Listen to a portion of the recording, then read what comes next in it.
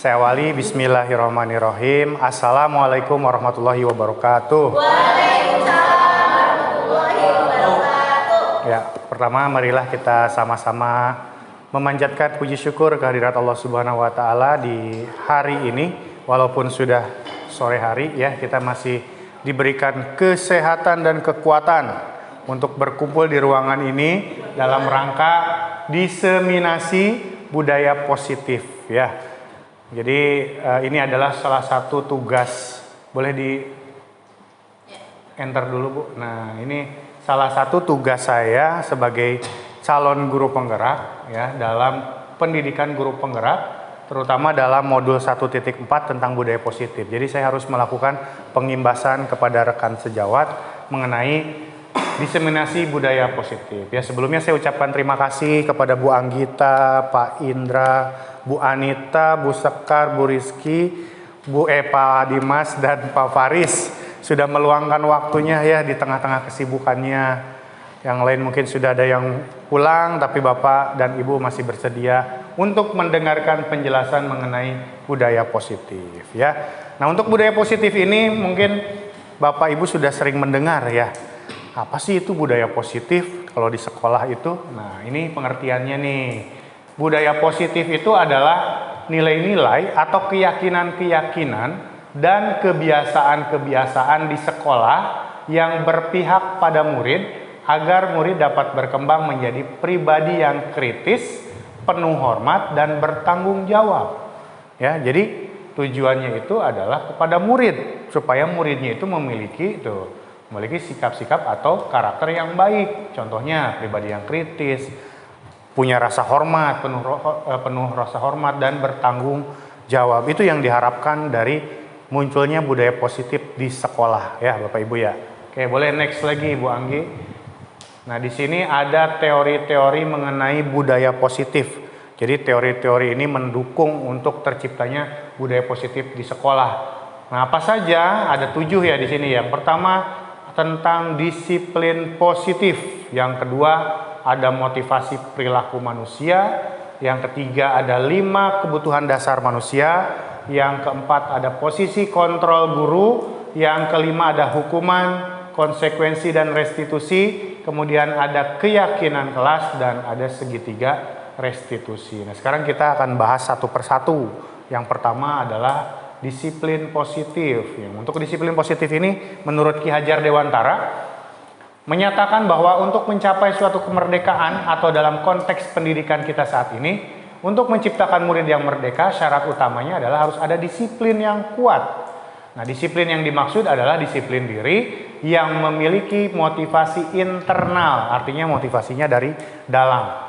Jika kita tidak memiliki motivasi internal, maka kita memerlukan pihak lain untuk mendisiplinkan kita, atau motivasi eksternal karena berasal dari luar, bukan dari dalam diri kita ya. Jadi yang diperlukan sebenarnya untuk memperoleh budaya positif ini, yang pertama yang diperlukan adalah disiplin positif. Disiplin positif yang dimaksud di sini adalah dari dalam individu atau dari dalam diri siswa itu sebenarnya yang diharapkan. Ya, tapi kalau misalkan dari dalam diri siswa atau murid tidak ada motivasinya atau disiplinnya, maka yang diperlukan adalah motivasi yang dari luar untuk mendisiplinkannya itu. Tapi yang lebih baik ya dari dalam itu ya. Oke, yang selanjutnya ada motivasi perilaku manusia. Nah, menurut Dian Gosen dalam bukunya tentang Restructuring School Discipline, begitu bacanya Bu Anggit ya, betul nggak? Coba gimana? Menurut guru bahasa Inggris bacanya gimana Bu? Restructuring School Discipline. Ya. Coba Pak Dimas diulang. Restructuring School Discipline. Ya, itu bukunya ya. Menyatakan ada 3 katanya motivasi perilaku manusia. Ya, ada 3. Coba Bu Anita, yang satu apa katanya? Menghindari hukuman. Oke, menghindari hukuman atau ketidaknyamanan. Kalau yang kedua apa Bu Sekar? Untuk mendapatkan imbalan atau penghargaan dari orang lain. Kalau yang ketiga apa Bu Rizky? Untuk menjadi orang yang mereka inginkan dan menghargai diri sendiri dengan nilai-nilai yang mereka percaya. Oke, nah itu ada 3 ya. Udah ada 3. Nah, Pak Dimas, coba Pak Dimas dari ketiga motivasi perilaku manusia ini yang biasanya dilakukan oleh siswa kita, oleh murid-murid yang mana ya? Ada dua tuh Pak. Motivasi yang mana coba? Menghindari hukuman sama ingin mendapat imbalan biasanya Pak. Biasanya ya, Kalau menghindari hukuman anak nakal. biasanya. Kalau yang untuk mendapat imbalan itu anak-anak pinter biasanya Pak. Oh gitu. Iya kalau saya biasa jadi guru biasa gitu ya. Contohnya, misalkan bagaimana Pak Dimas, motivasi apa? Kalau hukuman itu Pak, kalau misalkan anak itu apa namanya? Misalkan datang tepat waktu aturannya ya. Ya. Nah, anak-anak yang menghindari hukuman tuh kenapa tuh? Nah, biasanya takut dihukum Pak. Takut dihukum. Kalau kata bahasa sininya Pak. Nah, kalau untuk yang nomor 2 untuk mendapatkan ini imbalan? biasanya bukan hukuman, jadi biasanya anak-anak pinter Pak. Berharap dia mendapatkan Nilai. reward. Iya Pak, mendapatkan reward atau mendapatkan Pengen dipuji. Pengen dapat pujian. Ikut di depan kelas itu. Iya. Dia paling Oke. rajin. Nah, lege itu lah bahasanya Pak. Nah, iya betul ya. Kayak sini ya. Si paling rajin ya. Oke, boleh kasih tepuk tangan buat Si cantik Pak. Iya, Nah, teman saya di Itu SD, ya. si cantik. Oh, iya. Iya. Santi itu murid ya? Murid Pak dulu nih. Gitu dah Pak. Si paling pengen dikasih. Iya, panjang loh ceritanya, Pak. Iya, kan dari contoh yang sederhana mengenai disiplin waktu yang misalnya datang ke sekolah ya. Kalau menghindari hukuman itu biasanya saya mah mau datang tepat waktu karena takut dihukum sama kepala sekolah atau sama guru ya gitu ya, takut disuruh push up atau suruh lari keliling lapangan misalkan gitu ya. Tapi kalau misalkan untuk mendapatkan imbalan, saya mau datang tepat waktu nih karena kalau ketemu si bapak itu pasti nanti dipuji ya. Kalau datang pagi-pagi, kalau saya datang ke kelasnya duluan, pasti saya nanti dikasih nilai tambahan itu ya imbalan. Tapi kalau yang nomor 3, Jarang. nah ini jarang. Tapi yang sebenarnya ini bagus sekali yang harus dimiliki oleh setiap murid, dia harusnya motivasi yang nomor 3 ini yang kita harapkan ya. Jadi mereka menghargai dirinya sendiri. Saya datang ke sekolah itu harus tepat waktu karena saya menghargai diri saya. Mulai bangun pagi ya, kemudian siap-siap berangkat sekolah tidak kesiangan karena saya menghargai diri saya gitu. Jadi bukan karena imbalan dan bukan karena hukuman. Itu Kalau karena suka yang mana Pak? suka apa? Karena seneng gitu mau ke sekolah itu masuknya ke 1, 2, 3. Oh, penghargaan Bu. Senangnya apa dulu? Ketemu cowok gebetan gitu ya. Nah, kalau misalkan Karena suka belajar aja gitu. Kan ada aja yang nah itu berarti udah nomor 3 tuh. Iya. itu udah bagus loh. Karena udah seneng saya mau belajar ke sekolah teh ya gitu ya. Tanpa ada imbalan, tanpa ada hukuman pun saya pokoknya datang pasti selalu semangat. Gitu. Kalau yang pengen ke sekolah biar dapat ongkos doang yang nomor 2 ya? Nah, nomor 2 itu betul. Ada yang kayak gitu ya siswa kita ya? Banyak. Si cantik Pak. Si cantik Pak. Iya banyak ya. Baik. Ada bahkan Pak saya mau ke sekolah karena biar dibekelin, kalau nggak ke sekolah nggak dikasih duit ya gitu ya. Nah itu nomor 2. Nah inilah tugas kita nih, bagaimana supaya anak-anak itu memiliki motivasi perilaku manusia yang nomor 3. Susah ya, berat ya. Tapi insya Allah kita pelan-pelan bisalah sedikit-sedikit kita mulai tanamkan kesadaran diri pada diri murid kita supaya mereka mempraktekkan yang nomor 3 ini, dia menghargai dirinya sendiri gitu. Bisa ya? Oke, next, Bu Anggit. Nah, setelah motivasi, kita juga akan mempelajari tentang 5 kebutuhan dasar manusia. Ya, apa saja sih yang menjadi nilai? Nah, ketika seorang murid melakukan suatu perbuatan yang bertentangan dengan nilai-nilai kebajikan atau melanggar peraturan, hal ini sebenarnya dikarenakan mereka gagal memenuhi kebutuhan dasar mereka. Ya, jadi kalau ada yang melanggar, ada yang tidak taat aturan, nah berarti 5 kebutuhan dasar ini ada yang terganggu nih atau yang belum terpenuhi. Apa saja? Nah, boleh diperbesar, terima kasih. Nah, yang pertama adalah bertahan hidup. Nih, ini adalah kebutuhan bertahan hidup. Kita perlu bertahan hidup? Ya, kita dari pagi sampai sore sekarang di sini, ya, ada nggak kebutuhan bertahan hidup yang kita lakukan? Ada. Oh, minum. Tapi makanannya nggak ada Pak. Makanannya udah makan tadi ya, udah. Minum tuh ada di mejanya, ya. Itu juga istirahat. Oh, mungkin belum cukup, istirahatnya kurang cukup ya. Tidur Pak. Tidur, kalau ngantuk tidur, ya. Jangan lupa bangun Pak. Ya, kalau udah tidur bangun, jangan lupa jangan tidur terus. Ya, itu Sini bawa duit Pak. bawa duit, duit juga makan bertahan hidup ya. Karena Pak Faris dari rumah Cibarusah ke sini pakai motor 25.000. harus beli bensin. Harus beli bensin. 25.000 itu bolak-balik. Luar Kalau biasa. nggak ada 25.000 saya nggak kesini Pak. Nggak berangkat. Berarti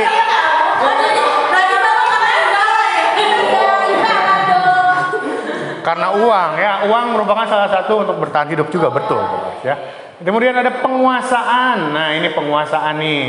Ini yang dibutuhkan oleh manusia, termasuk murid kita ya. Kita harus mengakui juga bahwa seorang murid atau siswa itu menguasai apa? Menguasai misalkan salah satu mata pelajaran, menguasai misalkan dia dianggap sebagai ketua kelas di kelas, dia kan menjadi penguasa juga ya. Dia pengen diakui juga seperti itu. Rezim Pak. Atau misalkan dia mampu menyelesaikan soal matematika. Nah, kita jangan lupa tuh setidaknya kita kasih applause, kasih penghargaan, apresiasi. Itu salah satu bentuk penguasaan juga. Jadi mereka merasa terpenuhi kebutuhan penguasaannya. Jadi jangan sampai udah ngerjain matematika, ya udah bener, silakan duduk, nggak dikasih apa-apa. Jadi dia merasa, oh saya kok nggak dihargai, padahal saya udah menguasai, misalkan kayak gitu ya. Itu harus juga nih. Kemudian kasih sayang dan rasa diterima. Nah, kita tidak boleh membeda-bedakan siswa murid ya, maupun ada misalkan jadi wali kelas, ada juga yang sebagai jadi guru mata pelajaran ya. Kita harus sama menyamakan seseorang, misalkan jangan yang cantik doang, yang ganteng doang yang kita sayang ya, tapi semuanya harus kita samakan. Dan rasa diterima juga, misalkan kalau ada yang masuk, siswa ada yang terlambat, ya kita perlakukan dulu sama seperti itu, jangan dibeda-bedakan. Kemudian kebebasan. Nah, ini kebebasan siswa juga kita tanya. Kita udah zaman di kurikulum merdeka ya, kita harus menyesuaikan dengan kemampuan murid juga. Mereka maunya belajar seperti apa ya gitu ya, kita sesuaikan juga. Kemudian kesenangan, mereka senangnya apa nih? Karena setiap siswa, setiap anak pasti memiliki kesenangan yang berbeda-beda. Ada yang senangnya olahraga, ada yang senangnya cuma mendengarkan aja di kelas, ada yang senangnya nulis ya kan, ada yang senang liatin bapak doang misalkan gitu ya. Ya nggak apa-apa, kan harus Senang Pak. kan murid itu harus menyenangi dulu gurunya ya. Kalau senang terhadap gurunya, mata pelajarannya juga akan disenangi gitu ya. Senangan ya. Oke, next ada contohnya lagi nih kayaknya nih ya. Nah, ini ada contoh kasus namanya Dinda ya. Di sini ada yang namanya Dinda? Oh, nggak ada. Di kelas ada? Ada. Siapa? Nggak ada ya. Ya, ini contohnya juga guru anak kelas 3 SD ya. Dinda, seorang anak kelas 3 SD, begitu tiba di rumah sepulang dari sekolah, menangis dan mengadu pada ibunya bahwa dia benci pada Ibu Rani, gurunya. Menurut Anda, nih menurut kita nih, kebutuhan apa yang berusaha dipenuhi oleh Dinda jika jawabannya seperti ini? Ya. Bila Anda berada dalam posisi Ibu Rani dan mendengar informasi dari ibunya Dinda tentang perasaan Dinda, hari itu apa yang akan Anda lakukan pada Dinda besok ketika Dinda masuk sekolah agar kebutuhannya terpenuhi? Jadi Dinda ini bilang ke ibunya, ngadu ya, kan anak SD suka ngadu ya. Contohnya ngadunya gini, mamanya Dinda bilang lagi ke Ibu Rani, Bu Rani, Dinda tadi mengadu seperti ini. Nah, ini misalkan nih, Ibu guru bilang aku tidak boleh bersenandung sewaktu mengerjakan tugas. Katanya kelas harus tenang, tidak ada suara. Kan nggak seru jadinya. Ini kata Dinda nih. Nah, kebutuhan yang Dinda tidak peroleh, kebutuhan dasar yang Dinda tidak peroleh adalah tentang kesenangan. Karena Dinda itu sebenarnya senang bersenandung mungkin ya.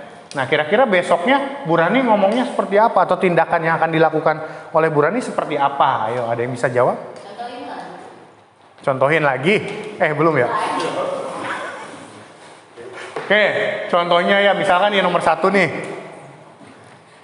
Nomor 1, misalkan besoknya ketika sudah tahu Bu Rani Dinda ngomong seperti itu ke mamanya bilang ke Bu Rani, besoknya mungkin kalau saya jadi Bu Rani, saya akan bilang kepada Dinda itu ya, Dinda katanya senang bersenandung ya, pasti kalau nyanyi juga bagus suaranya.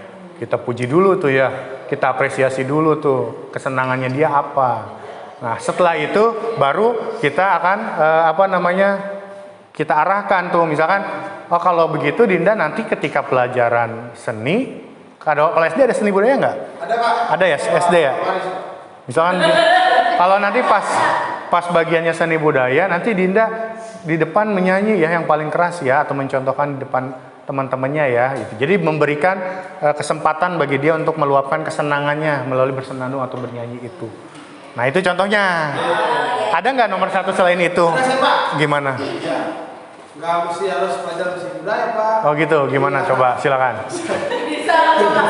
Ya, Misalkan lagi belajar matematika nih Pak ya, dia kan lagi matematika, dia bersenandung yang biar nggak bete Pak. Iya. Mungkin kita guru harus peka. Wah, ayo Dinda coba maju ke depan bernyanyi supaya pelajaran ini lebih menyenangkan. Oh. Terima kasih ya. Ayo. Ini wah, luar biasa. Iya, jadi Bernyanyi kan jadinya teman-teman mengapresiasi gitu kan. Ntar Dindanya seneng, teman-temannya udah nggak pusing lagi gitu. sebagai ice breaking juga ya. Ice breaking, iya.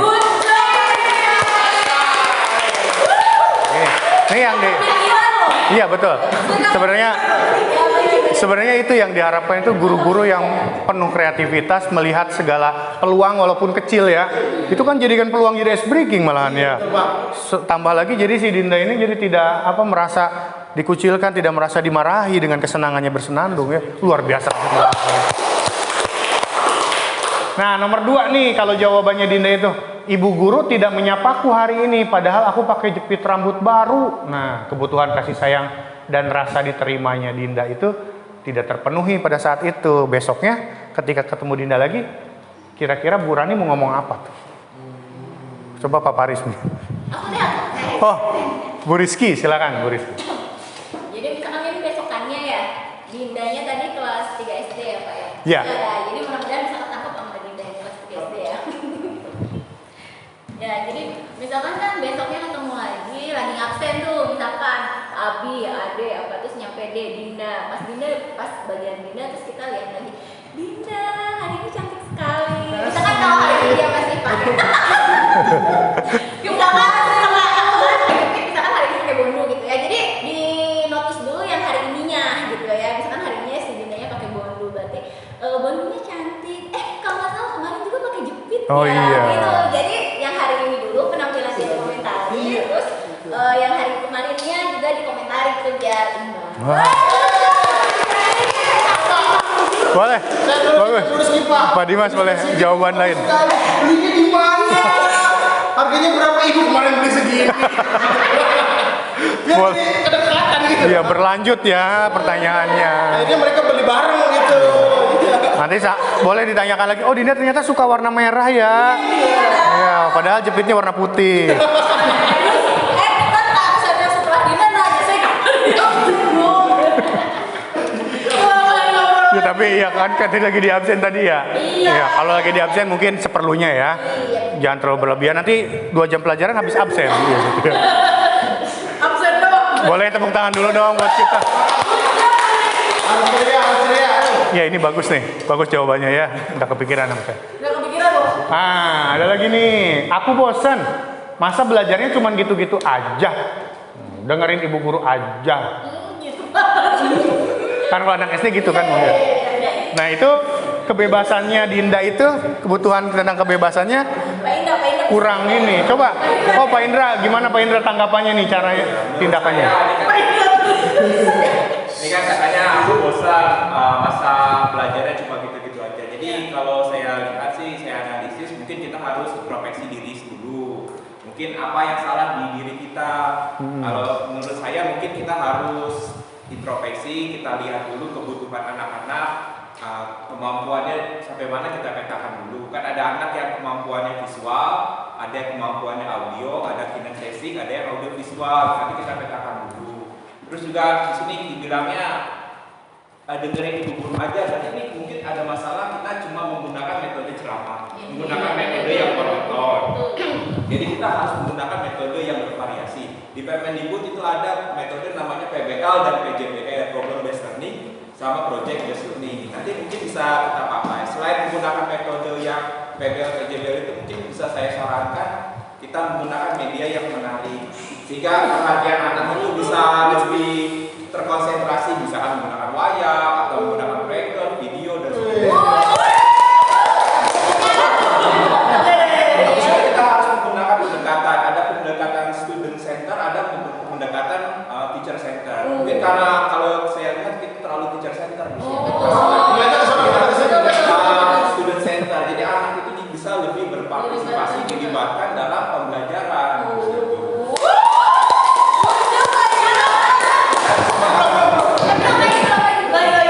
Ya, pokoknya kita intinya kita introspeksi diri dulu, kita buat rencana pembelajaran yang menarik sehingga anak bisa pembelajarannya itu bisa lebih maksimal, lebih menarik, lebih maksimal, lebih berwarna dan lebih bermakna yang paling penting. Kayaknya Bapak yang harus di sini ya di depan. Luar biasa banget. Bagus sekali ya jawabannya Pak Indra, luar biasa, udah sangat. Oh ya boleh, silakan, sangat boleh silakan. Jadi sebagai guru kita juga bisa melakukan tes diagnostik ya Pak ya. Jadi pada kan ini di sini adalah faktornya kebebasan ya. Jadi anak itu diberikan kebebasan untuk mengutarakan dia ingin kegiatan belajar yang seperti apa. Oke, kita sudah tahu tentang teori-teori pembelajaran, tapi akan lebih baik jika anak itu ditawari gitu ya.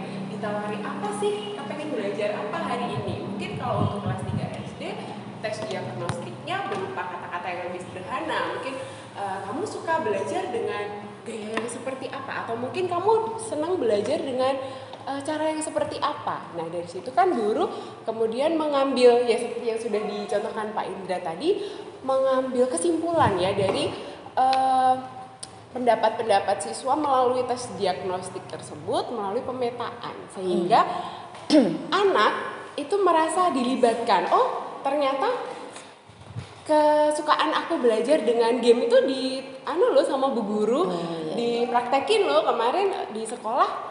Belajarnya nggak cuma ceramah lagi, tapi ketika aku sukanya games, ada games diadakan oleh bu guru. Jadi gitu Pak.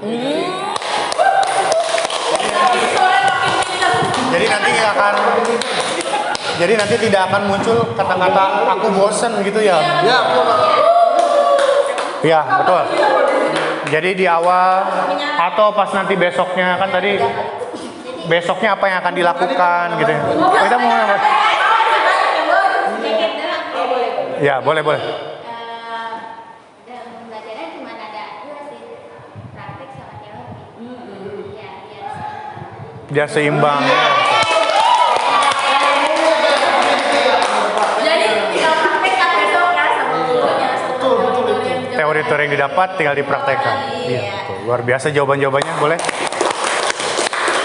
Ya, sudah terjawab ya. Jadi kita bisa menanyakan ke si tadi Dinda.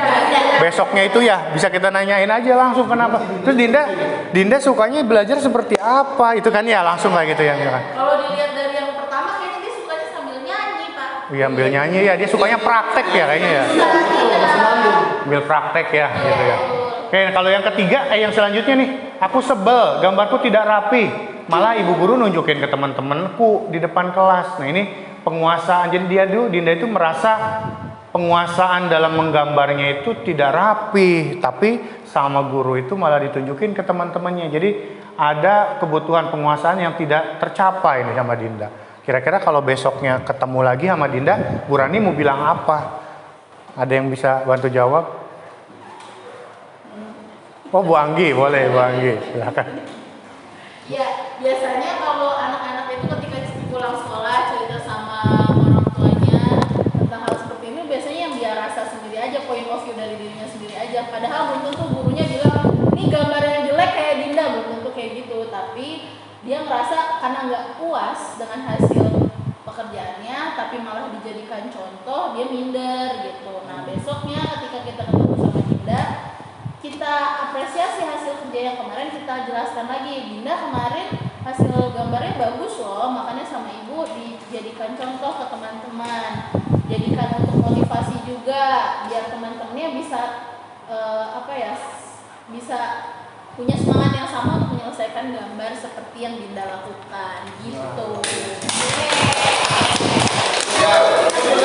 Ini mungkin bisa jadi Bu Rani itu ketika menunjukkan di hari yang pertama itu tidak jelas atau tidak selesai sampai akhir menjelaskan kalau gambar Dinda itu bagus ya. Makanya Dinda merasa, aku jelek gambarnya, mungkin tidak dijelaskan sama Bu Rani ya. Tapi ya siapa itu salah paham. Paham ya. Biasanya kan kita sebagai guru kalau anak ada yang selesai kita tempel aja nih teman-teman yang sudah selesai gitu. Maksudnya untuk mengapresiasi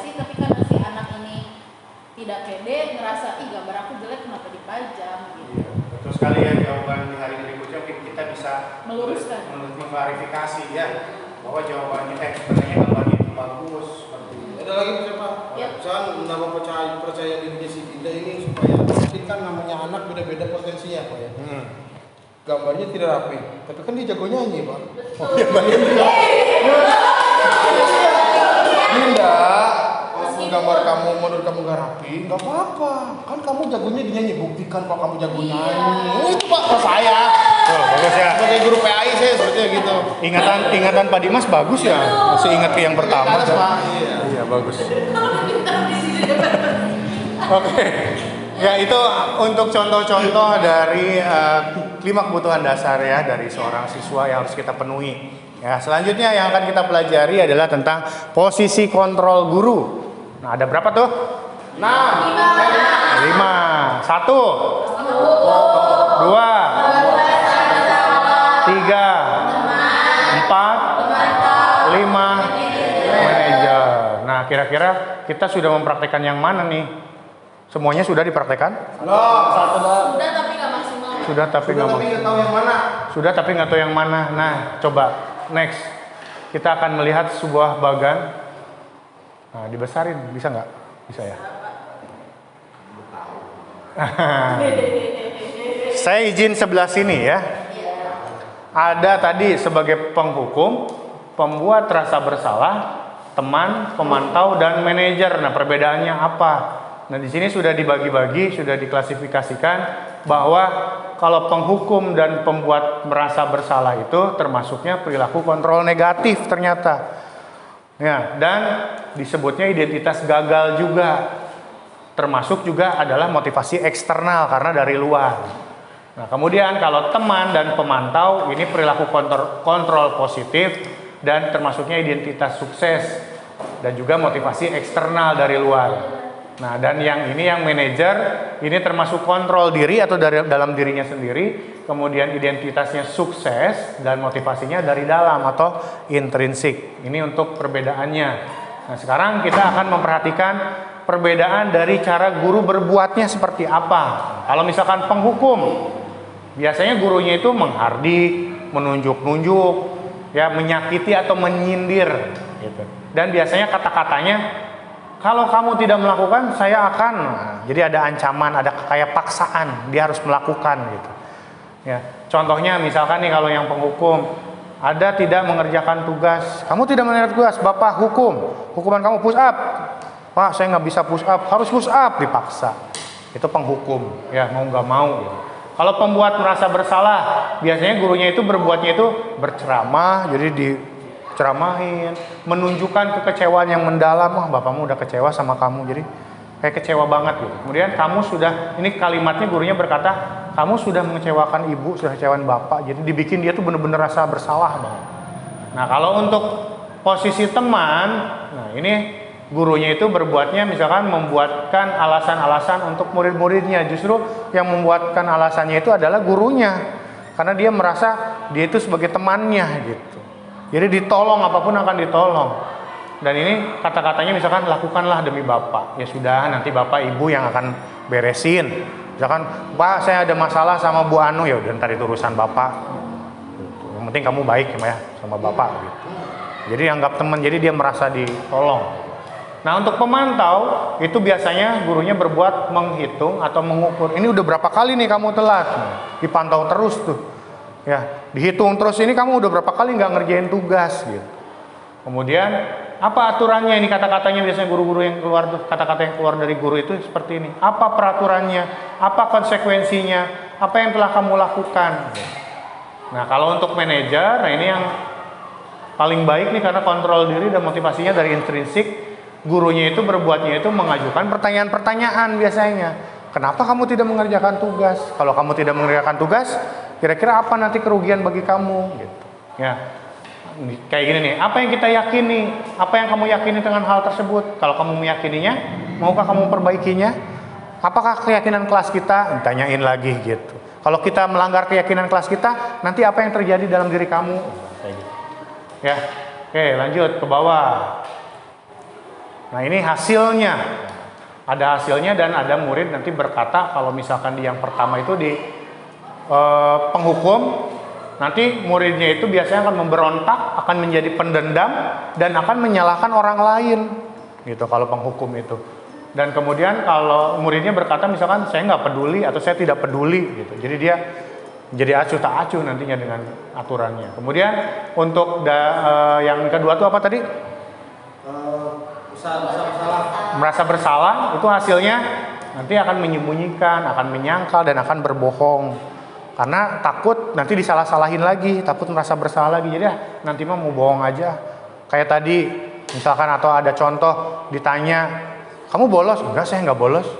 Padahal udah jelas bolos, tapi dia menyangkal karena dia takut disalah-salahin terus gitu. Maafkan saya, nanti yang keluar paling cuman kayak ini, cuman udah Pak saya maaf, saya minta maaf, hanya itu yang akan keluar. Ya, kemudian hasilnya yang ketiga itu tentang teman, nanti ketergantungan siswa tersebut hanya akan melakukan apabila ada guru tersebut, misalkan kayak gitu. Atau misalkan, saya mah nanti ditolong sama Pak Dimas, atau saya ditolong sama Pak Indra kalau melakukan kesalahan. Nah, saya pikir Bapak Ibu teman saya. Jadi kalau misalkan sekalinya guru tersebut yang biasanya menolong tidak ikut menolong, dia akan berkatanya kayak gini. Saya pikir Bapak dan Ibu teman saya, ternyata jadi kecewa gitu yang ada. Saudara. Ya. Nah, untuk pemantau hasilnya itu biasanya dia menyesuaikan bila diawasi. Nanti diawasi nggak nih kalau misalkan saya mau masuk jam segitu, gurunya belum ada di kelas. Udah nggak usah, tapi misalkan wah gurunya udah di kelas, masuk itu merasa diawasi. Kemudian kata-kata atau kalimat muridnya biasanya saya akan dapat berapa bintang kalau misalkan melakukan hal tersebut. Jadi banyak banyak perhitungannya gitu. Jadi muridnya tersebut membalikan lagi kata-katanya atau kalimatnya. Bila sudah melakukan tersebut, saya akan misalkan dihukum apa kalau saya melanggar gitu. Jadi dia akan perhitungan ke situ. Dan kalau untuk yang manajer, biasanya nanti hasilnya itu akan menguatkan watak dan karakter. Dan kalimat muridnya yang muncul adalah bagaimana caranya agar saya bisa memperbaiki keadaan ini. Saya akan memperbaiki masalah ini dengan apa gitu, seperti apa. Nah, jadi dari yang kelima ini posisi kontrol menurut Bapak Ibu yang paling baik yang mana? Manajer. Walaupun kayaknya sulit ya dilakukan ya. Yang sering kita lakukan yang mana? Jelas Pak. Yang mana? Penghukum lah. Penghukum. Iya. Kenapa kita sering melakukan penghukum? Merasa Pak. Merasa apa? Rasa saya menguasai ya. Bahasanya bagaimana? Iya. Iya paling rusak, paling mudah karena merasa kita buruk. Merasa kita yang paling berkuasa. Kuasa Pak. Ya, jadi kita semena-mena lakukan penghukum. Artian supaya anak dijerak gitu tadinya mah. Tujuannya, tapi ternyata hasilnya seperti itu ya. Setelah kita mengetahui teorinya, hasilnya seperti itu, makanya kita akan berpindah dari yang tadinya penghukum menjadi manajer yang diharapkan sebagai manajer. Oke, next. Lanjut. Ini yang mana? Yang gagal. Oh, yang ini ya. Boleh dibesarin. Kalau penghukum itu dampak pada muridnya mengulangi kesalahan, ternyata dia akan diulang-ulang lagi kesalahannya. Kalau pembuat rasa bersalah, dia akan merasa rendah diri, merasa gagal. Wah, aku gagal. Dia rendah diri, dia jadi nggak percaya diri lagi gitu ya, tidak berharga. Kalau teman itu tergantung, tidak mandiri dan tidak bisa memutuskan. Jadi dia tuh tergantung pada guru tersebut aja. Apa-apa jadi anak kesayangan guru itu ya, ada bahasa kayak gitu nanti. Kalau pemantau menitik beratkan pada dampak pada diri sendiri, mendapatkan hadiah atau mendapatkan hukuman. Jadi nanti fokusnya ke hadiah aja sama hukuman gitu. Nanti saya dapat nilai nggak ya kalau kayak gitu? Nanti saya dihukum nggak gitu? Ini pemantau. Kalau manajer, dia akan mengevaluasi diri, bagaimana menjadi diri yang lebih baik. Nah, ini yang diharapkan. Ya, kedepannya murid-murid kita seperti itu. Dan ini adalah kaitan dengan dunia berkualitas. Nah, yang paling berkualitasnya di sini, murid meletakkan dirinya sebagai individu yang positif dalam dunia berkualitas. Oke, next. Nah, selanjutnya ada hukuman, konsekuensi, dan restitusi. Coba, menurut Bapak Ibu, apa bedanya hukuman dan konsekuensi? Apa sama?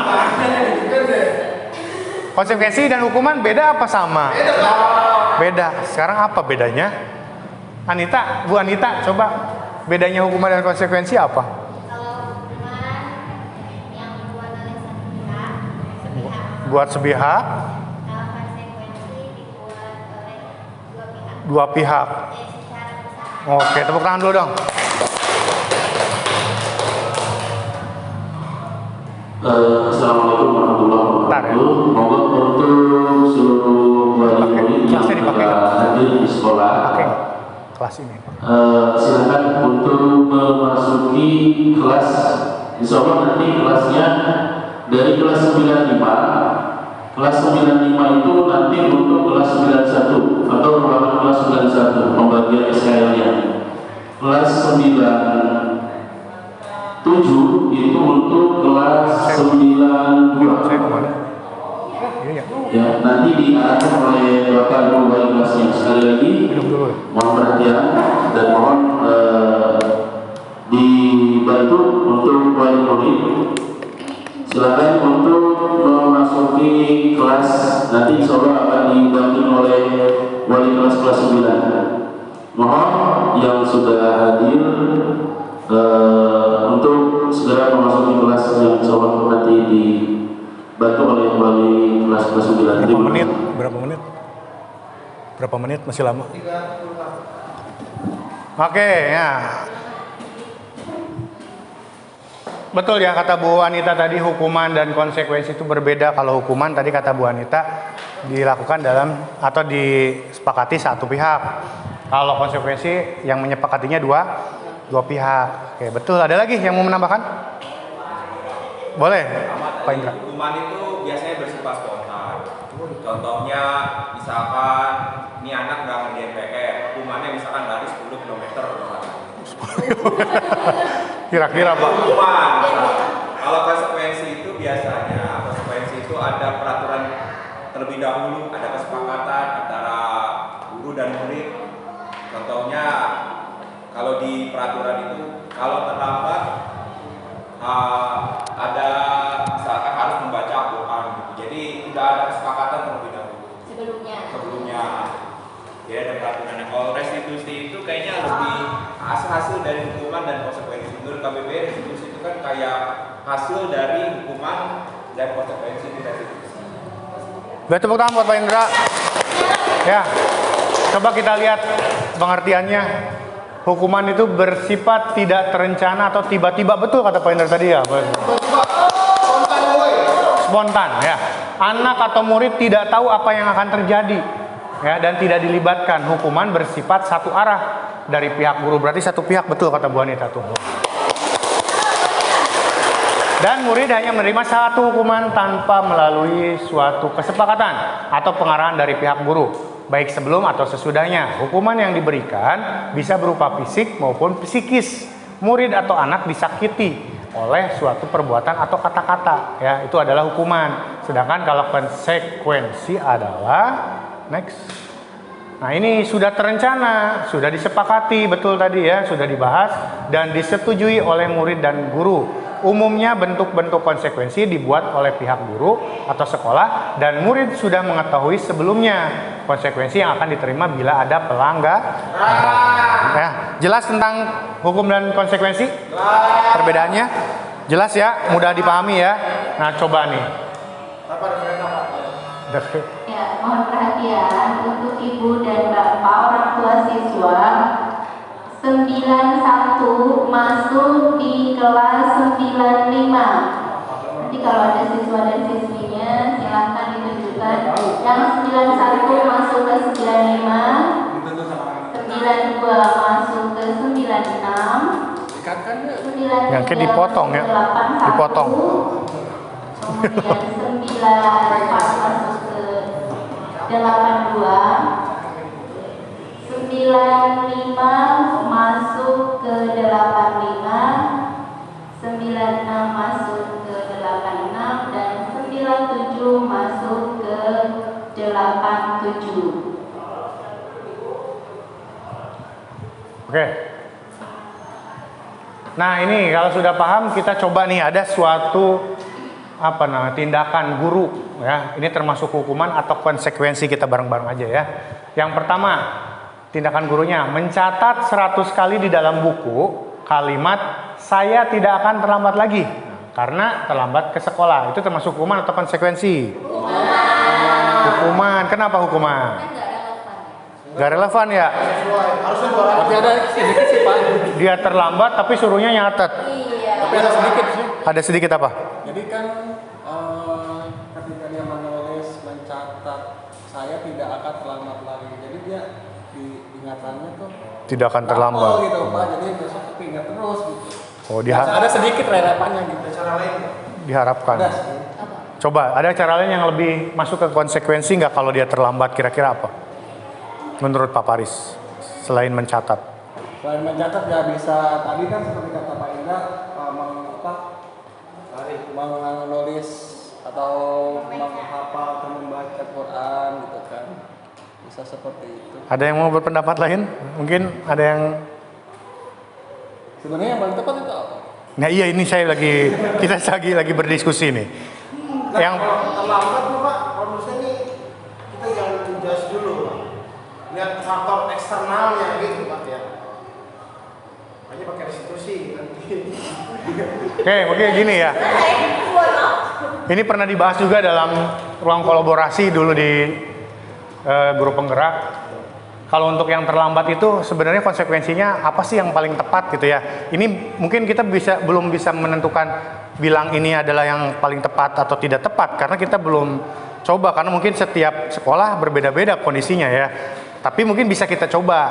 Artinya gini, ketika dia terlambat, dia itu punya kesepakatan konsekuensi kalau misalkan terlambat 15 menit ke sekolah, maka dia pulangnya terakhir 15 menit.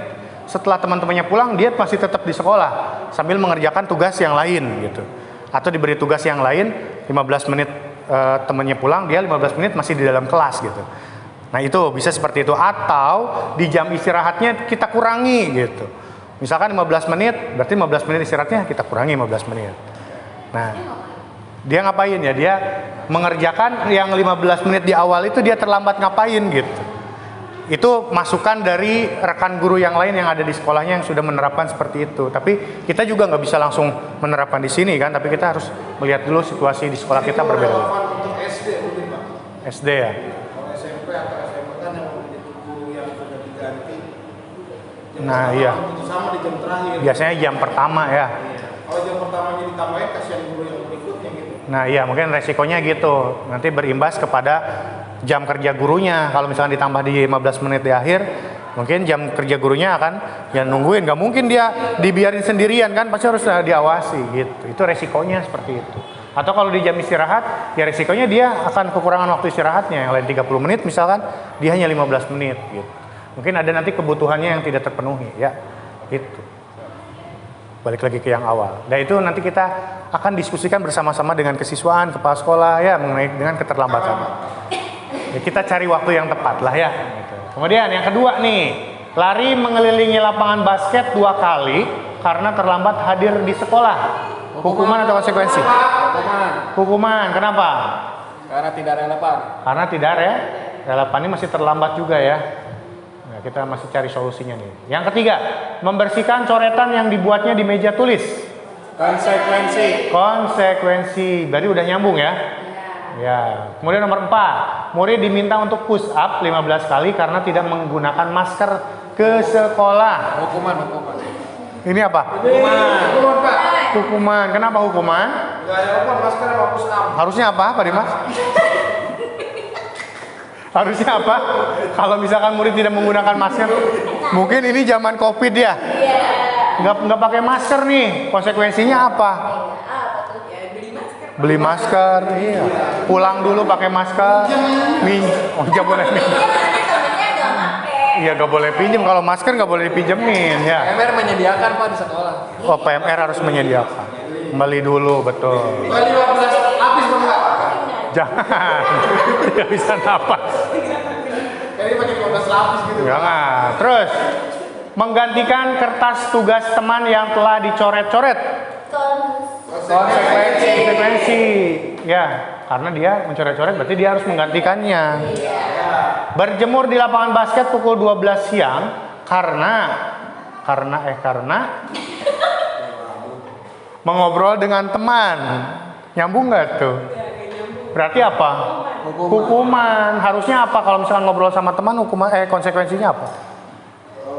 Diam. Diam saat guru menjelaskan. Ditegur dulu nggak? Nggak. Tegur aja. Diingatkan. Diam gitu. Iya betul, mungkin lupa ya, diingatkan dulu gitu. Jangan langsung didiemin dulu ya. Kalau apa? Kalau diulangi lagi, teguran kedua. Ada lagi juga ketiga. Ya. Sampai dia merasa kapok gitu ya. Lagi di lakban. Oke, selanjutnya. Murid diminta bertelanjang kaki sepanjang hari karena tidak menggunakan sepatu warna hitam sesuai peraturan sekolah. Konsekuensi. Kenapa dibilang konsekuensi? Karena Oh, ada kata-kata sesuai peraturan sekolah. Berarti kalau peraturan kan udah disepakati ya. Tuh. Nah ini polemik ini Pak. Polemik ya. Kenapa Pak Dimas coba? bukan polemik. Harusnya dikasih alas kaki Pak, jangan bertelanjang kaki Pak. Kasihan kalau nanti kena paku. Aku urusan lagi kita kan bapaknya kesini boteng baja. Jadi pakai sendal ya. Minimal jangan bertelanjang kaki lah, dialasi sendal atau apa. Pakai kos kakinya aja. Ya tetap kena paku. Nggak sama Bu, bahaya kena paku gitu. Ya udah nggak usah kemana-mana aja Pak di kelas. Nggak usah kemana-mana, resikonya dia ya. Tapi nanti balik lagi ke kebutuhan hidup tadi. Iya, ntar kalau dia penjajan, Nih, tiba dulu, tiba dulu. Ada kebebasannya yang terganggu nanti, kebebasannya yang terganggu. Oh iya. Ya, nah, itu harus, makanya ketika kita membuat konsekuensi harus kita pikirkan matang-matang ya, apa yang jadi berarti bisa konsekuensinya. jadi hukuman dong Pak. Iya, kalau misalkan itu di dalam satu pihak bisa jadi hukuman. Tapi karena ini ada kata-kata sesuai peraturan sekolah, ya kan peraturan sekolah pasti dibuat itu pasti bersama-sama, nggak mungkin sendirian. Wakaseknya doang misalkan gitu ya, atau kepseknya doang enggak, tapi bareng-bareng. Oke, kemudian yang selanjutnya, berdiri di depan kelas sambil mengangkat satu kaki karena tidak bisa menjawab pertanyaan. Hukuman jelas ya. Harusnya gimana kalau nggak bisa jawab pertanyaan Pak Faris? Disuruh belajar lagi. Lu belajar lagi. Kasih PR. Ganti pertanyaan yang lain sampai dia bisa jawab ya. Tuh. Membersihkan tumpahan air di meja tulis karena tersenggol pada saat belajar. Konsekuensi apa yang sudah dilakukan dia harus tanggung jawab tuh ya. Kemudian kehilangan 10 menit jam istirahat untuk mengerjakan tugas karena terlambat datang dan tertinggal pelajaran. Nah, ini contoh yang terlambat. Hukuman apa konsekuensi? Konsekuensi kalau sudah tersepakati Pak. Konsekuensi karena terlambat. Kalau tersepakati. Kalau sepakati, ya. Tapi nyambung juga kalau ini berupa hukuman. Coba, karena dia tertinggal pelajaran, kan datangnya terlambat. Maka dia harus kehilangan 10 menit mengganti untuk ketertinggalannya itu ya kan? Nah, ini contoh yang tadi Yang itu. paling dekat Pak, Yang paling dekat, paling nyambung lah ya. Oke. Ada lagi? Ada Pak. Ada lagi. Selama 10 menit juga itu ya. Duduk di bangku di pinggir lapangan pada jam istirahat, tidak diizinkan bermain oleh guru piket karena mencederai teman saat bermain di lapangan. Hukuman. Kenapa hukuman? Karena tidak relevan juga. Harusnya bagaimana? Harusnya dibawa Pak, digosok sakit, ke Pak. rumah sakit. Dia menemani. Dia Oleh pelaku Pak, oleh pelakunya. Oke, dibawa ke rumah sakit, ke puskesmas, ke PMR. Minimal aku Rizky dulu Pak. Iya. Oh, ke PMR ya. Ya. Adalah beta 5 Pak. Ini harus bertanggung jawab tentang apa yang dia lakukan. Terlambat hadir di pembelajaran daring 15 menit dan diminta untuk tinggal 15 menit sesudah kelas usai untuk membahas ketertinggalan pembelajaran. Konsekuensi 15 menitnya datangnya telat, maka 15 menit tinggal di kelas ya. Sendirian, temenin sama gurunya. Resikonya gitu. Lari mengelilingi lapangan basket 2 kali karena terlambat 10 menit untuk pelajaran penjas atau PJOK. Konsekuensi. Kenapa? Sesuai normalnya Pak. Oh iya, kalau penjas kan di lapangan dia nyambung ya. Oke, yang terakhir, membersihkan WC sekolah karena mematahkan pensil kawannya. Hukuman kenapa? Nggak nyambung. Harusnya dibeliin Pak. Harusnya ganti pensilnya. Nanti dengan yang baru Pak. Ya, kalau mau hukumannya atau konsekuensinya membersihkan WC, kira-kira pelanggarannya apa? Nyoret-nyoret WC Pak. Kotorin WC. Nggak disembor Pak. Iya, betul. Iya, betul ya. Itu yang nyambung harusnya. Kalau dia mengotori WC, ya dia harus membersihkan. Masa matahin pensil orang suruh membersihkan WC? Ya. Masa dia mengotori WC suruh ganti pensil orang? Kan nggak nyambung. Oke, lanjut. Ganti WC. Nah, selanjutnya ada keyakinan kelas atau sekolah. Nih, saya yakin Bapak Ibu di kelasnya, wali kelas ini sudah menerapkan tentang keyakinan kelas yang disepakati. Ya, apa sih keyakinan kelas itu? Nah, coba kita lihat. Keyakinan kelas itu dibentuk dengan adanya kesepakatan murid dengan guru menggunakan kalimat-kalimat positif yang mudah diingat dan dimengerti sehingga dapat diterapkan di kelas atau di sekolah. Coba next, Pak Dimas. Nah, ini pembentukan keyakinan sekolah atau kelas. Itu harus bersifat lebih abstrak daripada peraturan yang lebih rinci dan konkret. Keyakinan kelas berupa pernyataan-pernyataan universal, jadi menyeluruh, berlaku untuk semuanya. Kemudian pernyataan keyakinan kelas senantiasa dibuat dalam bentuk positif atau kalimatnya harus positif, nggak boleh kalimat negatif. Kemudian keyakinan kelas hendaknya tidak terlalu banyak sehingga mudah diingat dan dipahami oleh semua warga kelas. Jadi nggak usah banyak-banyak tuh sampai habis satu karton, nggak usah. Ya, termasuk pendek juga nggak apa-apa, tapi yang penting mudah diingat, nanti dipahami gitu. Kemudian keyakinan kelas sebaiknya sesuatu yang dapat diterapkan di lingkungan tersebut. Kita lihat nih, bisa nggak diterapkan di lingkungan kita ya. Kemudian semua warga kelas hendaknya ikut berkontribusi dalam pembuatan keyakinan kelas lewat kegiatan curah pendapat. Nah ini, jadi dalam pembentukan keyakinan kelas, langkah awal itu yang pertama adalah kita meminta murid-murid kita mencurahkan pendapatnya. Bagaimana kelasnya itu yang diinginkan seperti apa. Atau aturan-aturannya seperti apa. Misalkan ada kalimat negatif yang keluar. Jangan buang sampah sembarangan, ya kita tulis dulu aja. Jangan buang sampah. Jangan memukul teman, tulis aja. Apapun yang mereka curahkan, kita tulis. Nah, langkah selanjutnya kita akan mengubah kalimat negatif menjadi kalimat positif. Itu langkah yang kedua. Kalimat negatifnya, yuk kita bareng-bareng, yuk kita ubah. Jadi kalimat positifnya seperti apa? Kalau tadi jangan buang sampah, kalimat positifnya apa? Buanglah sampah pada tempatnya, misalnya. Kalau jangan memukul teman, kalimat positifnya? Sayangi teman. Menyayangi. Ya, saling menyayangi, saling menghormati gitu. Nah, setelah itu baru kita memilah-milih nih yang bisa kita terapkan di kelas kita, yang setuju yang mana. Jadi nggak mesti semuanya yang dicurahkan itu kita setujui. Adapun misalkan yang kalimatnya mirip sama, kayaknya ini bisa jadi satu misalkan gitu ya. Nah, kita pilih-pilih tuh. Nah, sudah pilih-pilih baru kita menentukan, kita tentukan nih ternyata yang disetujui adalah yang A, B, D misalkan kayak gitu ya. Kita sepakati yang itu, kita tulis. Nah, setelah ditulis sebenarnya ada tahap yang selanjutnya. Kita harus yakini, kita harus menggali apa dari namanya nilai kebajikan yang ada dalam keyakinan kelas tersebut. Misalkan tadi membuang sampah pada tempatnya, nilai kebajikannya apa? Kebersihan. Nah gitu, kita harus pahami nih kepada siswa. Ya, kita harus menyampaikan nilai kebajikannya. Kalau misalkan harus menghormati teman atau menyayangi teman, nilai kebajikannya apa? Saling mencari sopan santun, saling menyayangi. Saling menyayangi, menghargai, sopan santun. Di situ nilai kebajikannya muncul. Nah, setelah nilai kebajikan muncul, sebenarnya bisa kita dalamin lagi tuh dengan cara tugas kamu, tugas saya. Jadi tugas kamu itu tugas murid dan tugas guru. Jadi harus saling memahami. Misalkan tugas guru adalah mengajar, tugas murid berarti belajar. Ya, seperti itu. Jadi dipahami secara umum. Tugas guru misalkan mengingatkan. Tugas muridnya berarti Diingatkan. mengingat, misalkan gitu ya.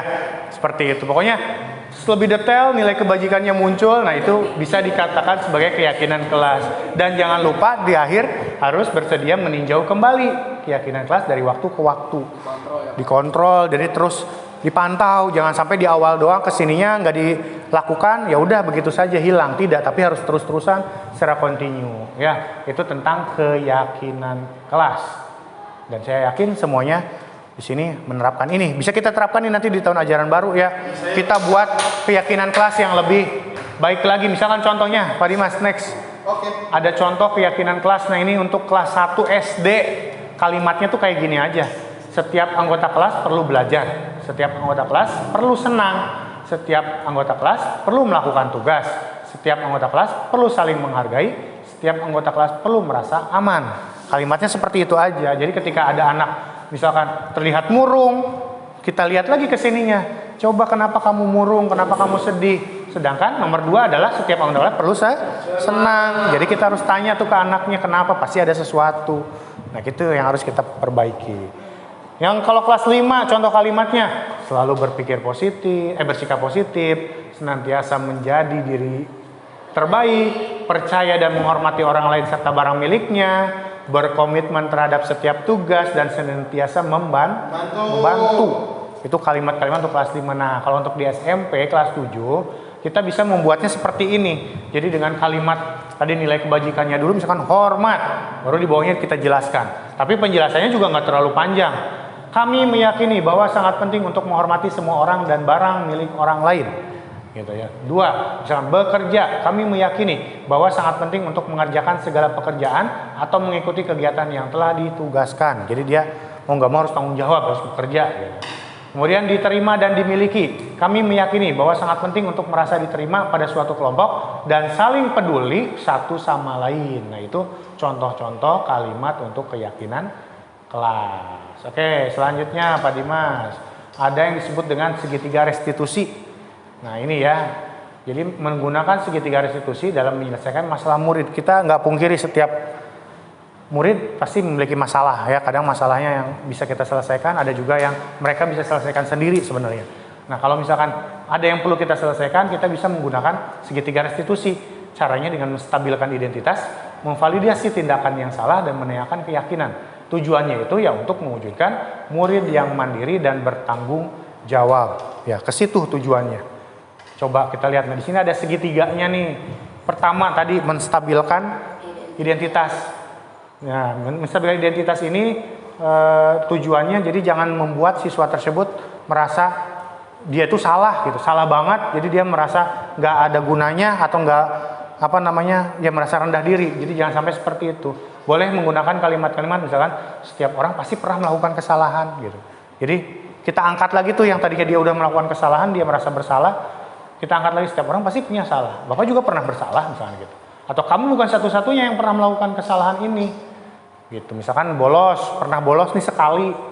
Kita ajak ngobrol, kita dengan restitusi misalkan, kamu bukan satu-satunya yang pernah melakukan ini gitu.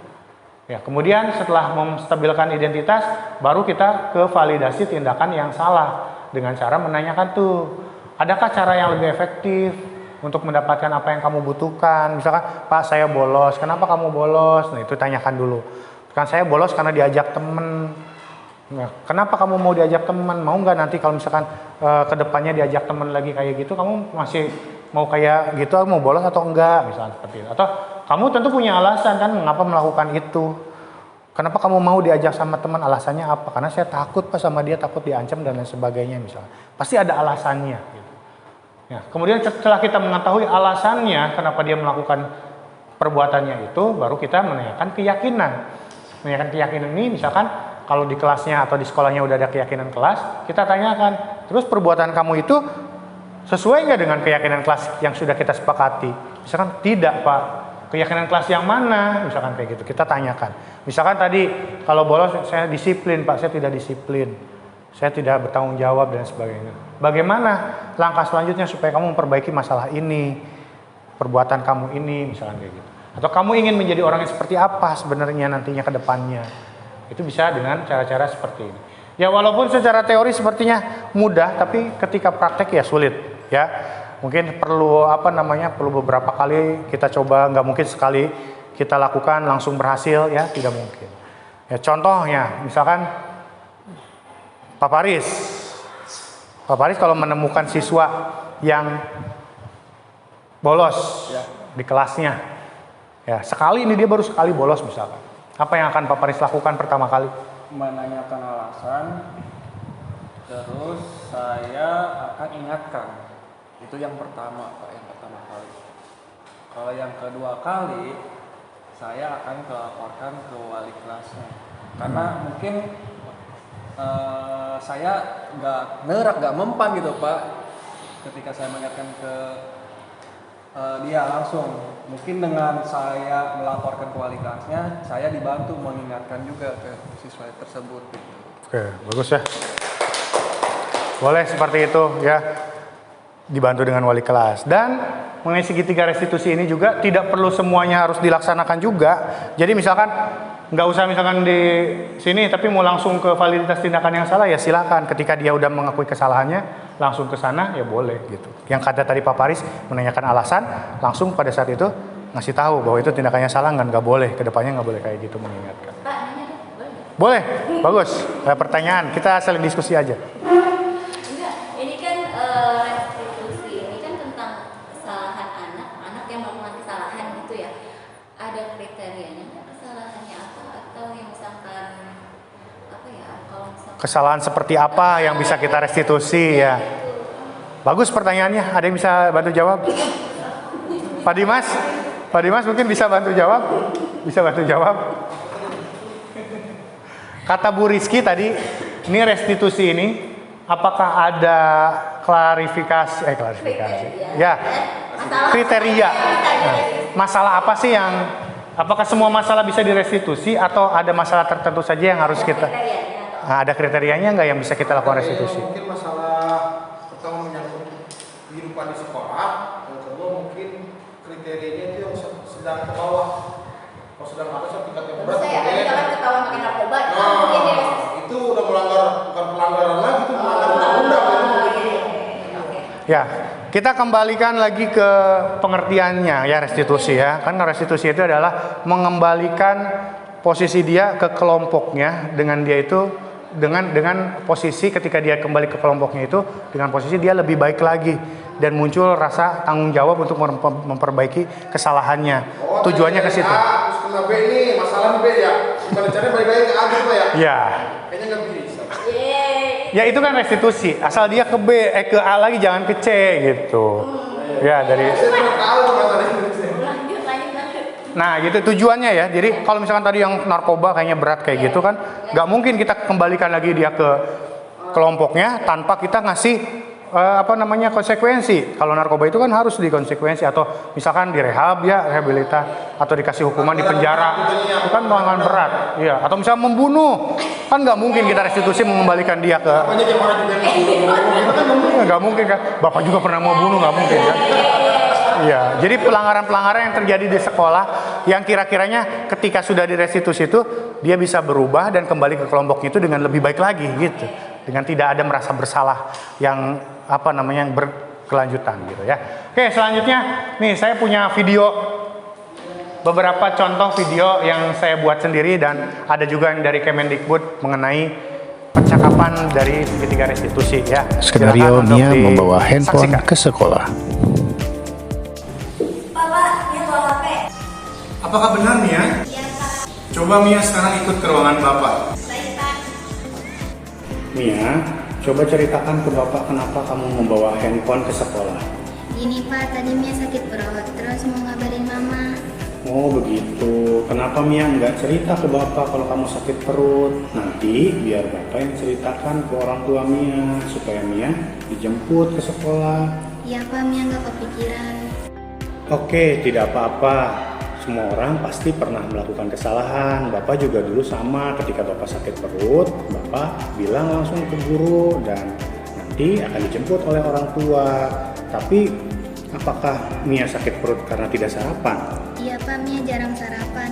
Nah itu sebabnya Mia sakit perut karena Mia tidak sarapan dulu dari rumah. Lain kali dari rumah harus sarapan dulu ya. Iya Pak. Nah, Mia coba inget gak kita punya keyakinan dan kesepakatan kelas. Kira-kira kesepakatan kelas mana yang Mia langgar?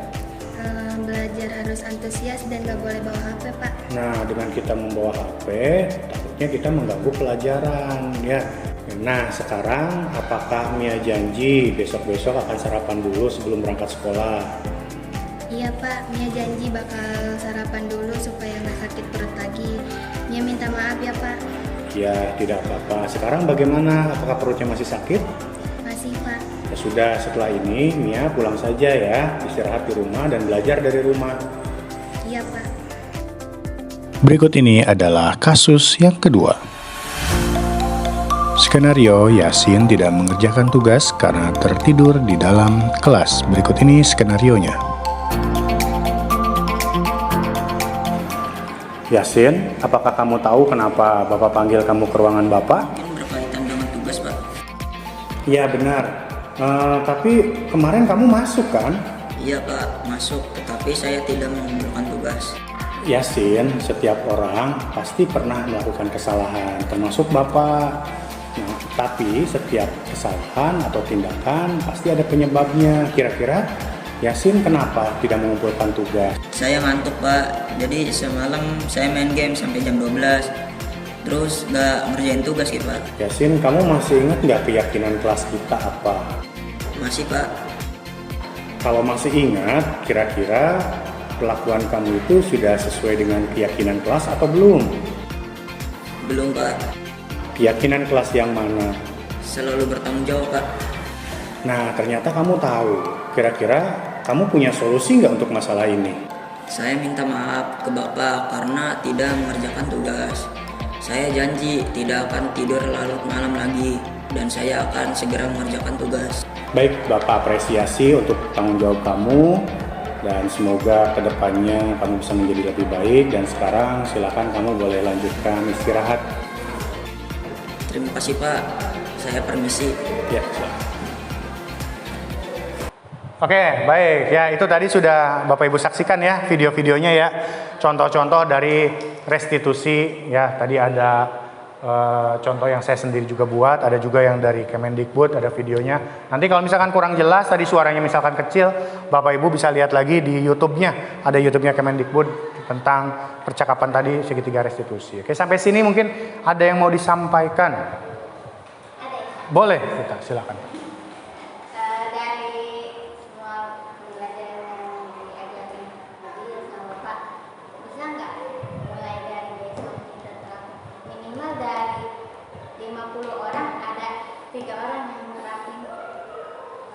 Wah, luar biasa. Ya, memang betul ya. Bisa nggak kata Bu Anita, mulai besok guru-guru yang dari 50 orang itu minimal ada 3 deh yang menerapkan budaya positif ini ya, supaya diterapkan di sekolah ini. Bisa nggak kira-kira? Bisa.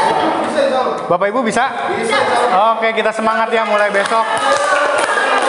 Mulai besok kita sama-sama menerapkan budaya positif ya dari hal-hal kecil ya. Kita terapkan. Lama-lama nanti mudah-mudahan menjadi inspirasi bagi Bapak Ibu guru yang lain dan semua tenaga pendidik dan tenaga kependidikan bisa mempraktekkan mengenai budaya positif di sekolah kita ya. Sehingga sekolah kita terus terjaga budaya positifnya dan menghasilkan karakter-karakter anak atau murid yang lebih baik lagi. Ya, oke, ada lagi yang mau disampaikan? Cukup? Baik, cukup ya. Kita kurang lebih udah 1 jam di sini. Saya ucapkan terima kasih atas kesediaan waktunya. Mudah-mudahan bermanfaat apa yang saya sampaikan dan saya mohon maaf banyak kesalahan yang saya sampaikan. Kesalahan datangnya dari diri saya ya. Dan kebenaran hanya milik Allah ya. Itu saja.